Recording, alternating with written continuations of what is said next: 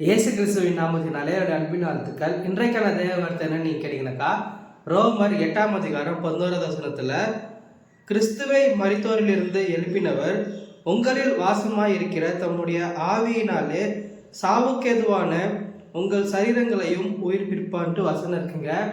நம்மளுடைய சரீரத்துக்குள்ள ஒரு ஆன்மா இருக்கு, அதாவது ஒரு ஆவி இருக்குங்க. அந்த ஆவி கர்த்தர் தான் நம்மளுக்கு கொடுத்துருந்து. நீங்க ஆதியாகமத்துல படிச்சீங்கன்னாக்கா உங்களுக்கு தெரியும், கர்த்தர் வானத்தையும் பூமியும் உண்டாக்கி மனுஷனை தன்னுடைய சாயலாக படைத்தாருன்ட்டு. அதே போல தன்னுடைய நாசியின் சுவாசத்தை ஆவியா கொடுத்தாருன்ட்டு. அப்போ ஆவி எவ்வளவு வெளியேற பெற்றதுன்னு நீங்களே யோசிச்சு பாருங்க. நம்மளுடைய பாவத்தை நம்ம செய்யும் போது ஆவி ரொம்பவே இது பண்ணிடுங்க. நம்ம இந்த மாதிரி தப்பு பண்ணிட்டுமே அப்படின்ட்டு நம்மளை சிந்திக்க வைக்கிறது அந்த ஆவி தான். ஆனா இயேசு கிறிஸ்துவ நம்ம ஏற்றுக்கொண்டா நீங்க பாத்தீங்கன்னாக்கா, ஆவியினாலே சாவுக்கெதுவான உங்கள் சரீரங்களை உயிர்ப்பிப்பார்ன்ட்டு வசனம் இருக்குங்க.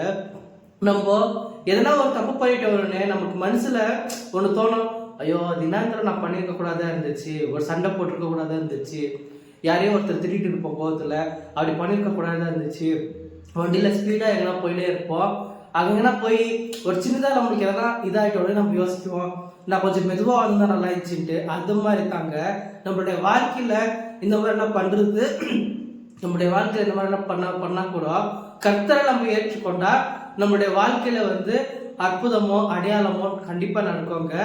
நீங்கள் என்ன யோசிச்சுட்டு இருக்கீங்கன்னாக்கா, பிரதர் எப்பவுமே என்னுடைய வாழ்க்கையில் நான் எதோ யோசிச்சுட்டே இருக்கிற பிசாசான உங்களை எப்படி யோசிக்க வைக்குவான்னு கேட்டீங்கன்னாக்கா, கர்த்தர் உனக்காக என்ன செஞ்சாரு, நீ இதுக்கு தகுதியற்றவனா, நீ இதுக்கு தகுதியற்றவளா, கண்டிப்பா இல்ல, நீ எப்பேற்பட்ட பாவத்தை பண்ணியிருக்கிற, இதுக்கு முன்னாடி எப்படியெல்லாம் இருந்த, என்னெல்லாம் பண்ணியிருக்கிற அப்படின்ட்டு பழைய விஷயங்களை உங்களுக்கு ஞாபகப்படுத்திட்டே இருப்பா.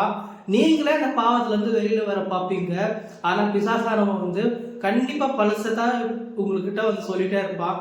ஏய் அங்க அப்படியெல்லாம் இருந்த, இங்க எப்படியெல்லாம் இருந்த, இப்ப ஏன்பா இப்படி நல்லவங்க மாதிரி பண்ணிட்டு இருக்கிற, நீயாவே இருந்துடு.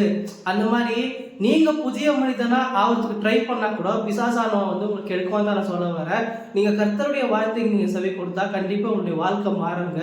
கர்த்தர் உங்களை மென்மேல் உயர்த்துவாரு. இந்த வீடியோ உங்களுக்கான வீடியோ தான். Thank you so much Raji. God bless you.